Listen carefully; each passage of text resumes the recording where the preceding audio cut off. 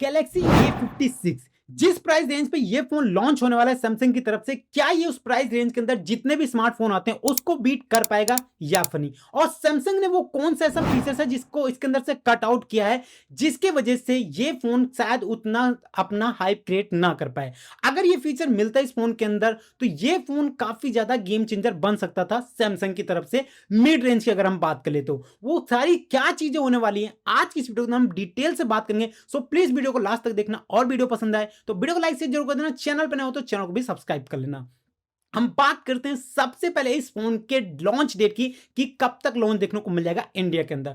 तो ये फोन आपको मार्च के मंथ में देखने को मिल जाएगा सैमसंग की तरफ से, और हो सकता है उससे पहले भी लॉन्च देखने को मिल जाएगा। बट अगर आप लोग अपडेटेड रहना चाहते हो तो प्लीज चैनल को जरूर सब्सक्राइब कर लेना ताकि आपको अपडेट जरूर देखने को मिलता रहे। तो बात करते हैं सबसे पहले इस फोन के डिजाइन की। तो जैसा कि आप लोग डिस्प्ले पे देख पा रहे हो इस टाइप का आपको ओवरऑल इसका लुक देखने को मिल जाएगा, जिसमें कि इसके बैक की अगर बात करें तो वहां पे ग्लास की प्रोटेक्शन देखने को मिल जाएगी। वहीं पे फ्रंट की बात कर लें तो cornering gorilla glass Victus plus की प्रोटेक्शन देखने को मिल जाएगी।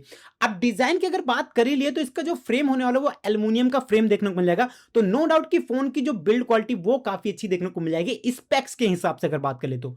अब अगर बात करें इस फोन के डिस्प्ले साइज की तो यहां पर आपको 6.7 इंच की एक सुपर एमोलेड डिस्प्ले देखने को मिल जाएगी, जो कि HDR10 प्लस को सपोर्ट करती है और उसके साथ इसके अंदर आपको 120 हर्ट्ज का रिफ्रेश रेट सपोर्ट करता है फोन को।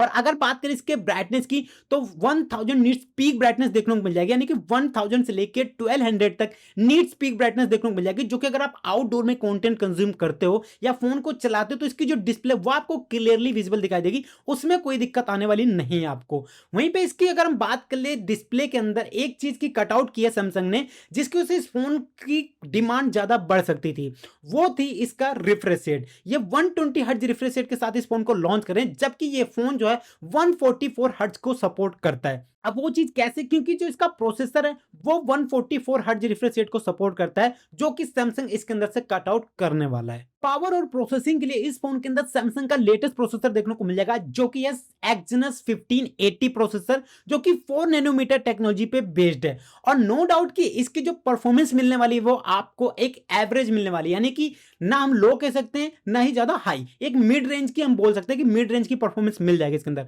वहीं पे अगर आप इस पे गेमिंग करने का सोच रहे हो तो इसके अंदर आपको जो जीपीयू है वो एक्स क्लिफ 540 का जीपीयू देखने को मिल जाएगा, जो कि सैमसंग का खुद का ही है, जो कि इनके प्रोसेसर के साथ सपोर्ट करता है। तो हाँ, अगर आप गेमिंग करने चाहते हो तो इस पे आप बीजीएमआई गेम प्ले कर सकते हो आराम से, कोई दिक्कत आने वाली नहीं है इसके अंदर। हाँ, फोन थोड़ा बहुत हीट हो सकता है क्योंकि जो एक्जिनोस के प्रोसेसर है वो इंडिया के अंदर अभी इतने सक्सेस नहीं है। तो ये चीज भी ध्यान रखना कि अगर आप एक्जिनोस के प्रोसेसर के साथ खुश हो तब आप इसको कंसिडर कर सकते हो, अदरवाइज आप इसको स्किप करके कोई और भी ब्रांड की तरफ जा सकते हो। अभी मैं आपको बताऊंगा कि किस प्राइस रेंज पे ये लॉन्च होने वाला है और क्या उस प्राइस रेंज पे ये अपने जितने भी स्मार्टफोन आते हैं दूसरी कंपनी के उनको जस्टिफाई करता है, बीट कर पाएगा या फिर नहीं। तो प्लीज वीडियो में बने रहना।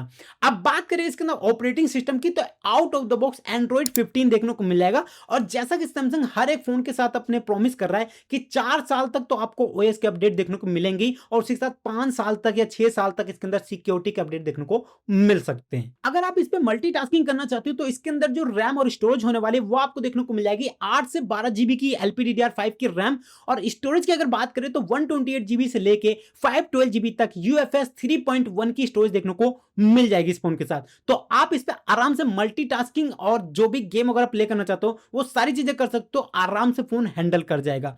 प्लस पॉइंट अगर मैं बात करूं इस फोन के अंदर तो IP67 की वाटर एंड डस्ट रेजिस्टेंट देखने को मिल जाएगी, जो कि सैमसंग कंपनी ऐसा प्रॉमिस करती है कि 1 मीटर के पानी के अंदर आप इसको 30 मिनट तक लेके जा सकते हो। उसके बाद इसकी जो सील होती है, यानी कि जो वाटर डैमेज की सील होती है वो ब्रेक हो जाएगी, उसके बाद आपका फोन खराब हो जाएगा। तो ये अपने रिस्क पे करना, मैं आपको बिल्कुल नहीं बोल रहा और ना ही सैमसंग ऐसा बोलते ही कि अपने फोन को लेके पानी के अंदर कूद जाओ। तो ये चीज अपने रिस्क पे करना आप लोग।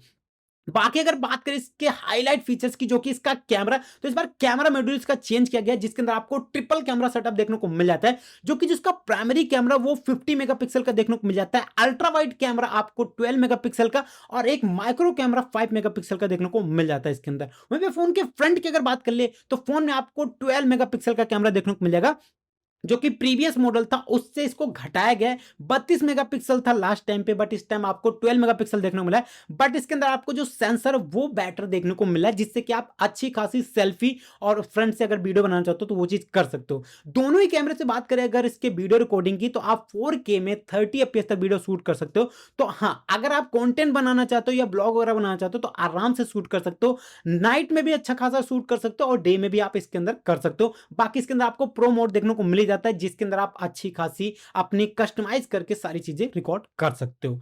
चलिए अब बात कर लेते हैं इसके अंदर हम कनेक्टिविटी की। तो इस फोन के अंदर आपको सारी की सारी कनेक्टिविटी देखने को मिल जाएगी, like Bluetooth, wifi, GPS, charging के लिए भी टाइप सी का पोर्ट देखने को मिल जाएगा, एनएफसी वगैरह के सारे फीचर्स देखने को मिल जाएंगे। बस एक चीज आपको इसके अंदर देखने को नहीं मिलेगा, जो कि है रेडियो। तो रेडियो जो है धीरे धीरे हमारी लाइफ से गायब होता जा रहा है, तो वो चीज आपको देखने को नहीं मिलेगी। बाकी सारी चीज देखने को मिल जाएगी इस फोन के अंदर। सिक्योरिटी की बात करें तो इस फोन के अंदर आपको अंडर डिस्प्ले फिंगरप्रिंट सेंसर देखने को मिलेगा। और नो डाउट यार कि सैमसंग के जो फिंगरप्रिंट है वो काफी अच्छे आने लगे हैं अब की अगर बात कर लूं तो। चलिए अब बात कर लेते हैं इसके अंदर बैटरी और चार्जर की। तो 5000 mAh बैटरी के साथ ये फोन आपको 45 वोल्ट की चार्जिंग के साथ देखने को मिल जाएगा। अब इसमें भी एक चेंजेस किया गया, जो कि प्रीवियस मॉडल की बात करूं तो उसके अंदर 25 वोल्ट का चार्जर देखने को मिलता था, बट इस बार आपको 45 वोल्ट का चार्जर देखने को मिल जाएगा। जिसका मतलब है कि आप इस पे आराम से जो है फास्ट चार्ज कर सकते हो इस फोन को, और एक बार चार्ज हो जाएगा फोन तो आपको होल डे की बैटरी लाइफ देखने को मिल जाएगी। तो ये सारे फीचर्स हैं जो कि इस फोन के अंदर देखने को मिल जाएंगे आपको।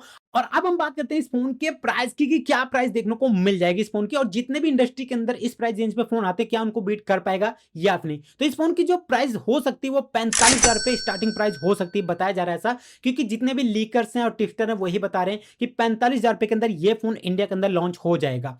बाकी अगर मैं बात करूं 45,000 रुपए रेंज पे इस टाइम आपको मार्केट के अंदर कई सारी कंपनियों के स्मार्टफोन देखने को मिलते हैं जो कि काफी ज्यादा पावरफुल हैं। लाइक मैं बात कर लूं आईफोन है, वन प्लस है, ओप्पो है, वीवो है, कई सारे स्मार्टफोन देखने को मिल जाते हैं। तो क्या ये फोन 45,000 रुपए के हिसाब से ठीक है, और ये मार्केट में जितने भी स्मार्टफोन इस प्राइस रेंज पे डिपेंड करते हैं वो उनको बीट कर पाएगा या फिर नहीं? आप लोगों को जो भी लगता है प्लीज मुझे कमेंट सेक्शन में जरूर बताना। और क्या आप लोग 45,000 रुपए देख के सैमसंग का ये फोन बाय करना पसंद करोगे या फिर नहीं? हाँ, मुझे पता है कि अगर आप सैमसंग के डाई हार्ड फैन हो तो आप इस फोन को बाय करोगे, नहीं तो आप अदर कंपनी भी जा सकते हो।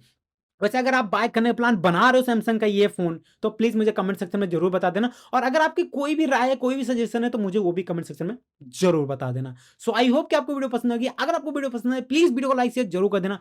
चैनल पर नया हो तो चैनल को भी सब्सक्राइब कर लेना।